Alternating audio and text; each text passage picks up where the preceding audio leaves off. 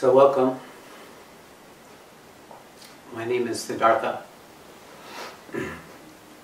It's the name given to me by my Indian teacher, 2004. And this is the beginning of a series of programs, recordings,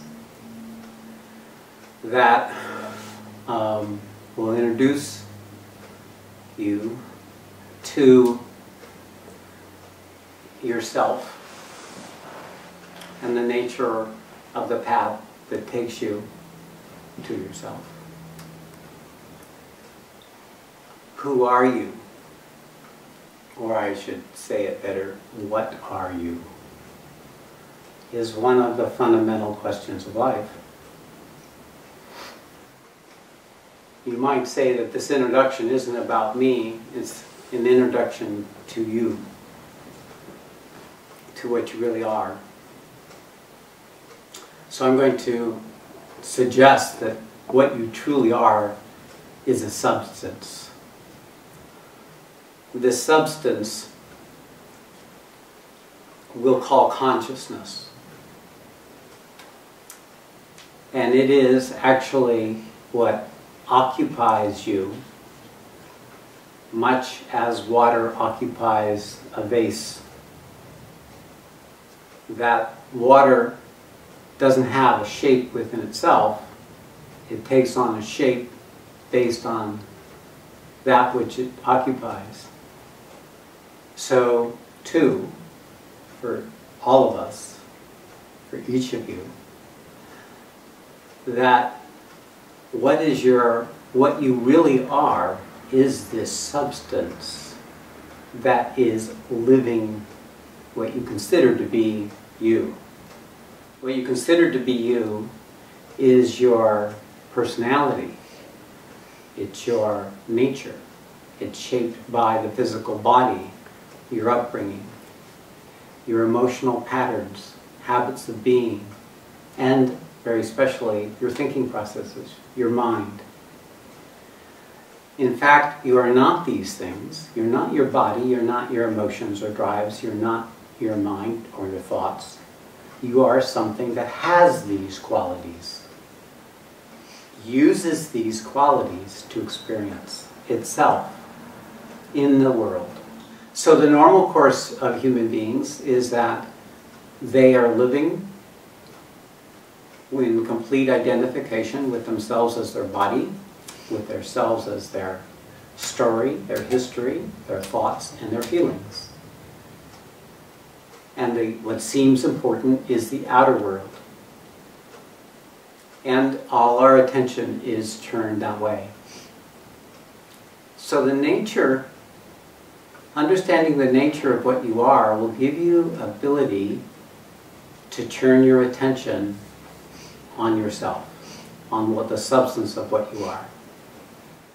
So this is not an abstraction. Right now you're listening to me or watching this video, or both. It is not what's paying attention, what's listening is consciousness. It's not your mind, it's not your eyes that are seeing the signals, it's not your ears that are hearing my voice. What is the experiencer? Who's experiencing these things is this substance called consciousness. And that's basically the stuff of who you are, the what of who you are. And consciousness has some qualities that are useful to understand. This substance is all-pervading. It pervades this entire creation. It's everywhere, ambiguous. But it has some qualities. One of these qualities is it has a force. It has energy. The second quality that it has is it has, you may say, intelligence, or the ability to know, the ability to be awake, the ability to experience. Now, in the rest of nature, consciousness is there, but it doesn't have a sense of it being separate. Everything in nature is possessed by this quality. It's what is the essence of life. All matter is possessed by this quality, and that's what gives it life. All you have to do is be at a funeral of a friend or a family member and see their body and see that whatever was the essence of them is no longer there.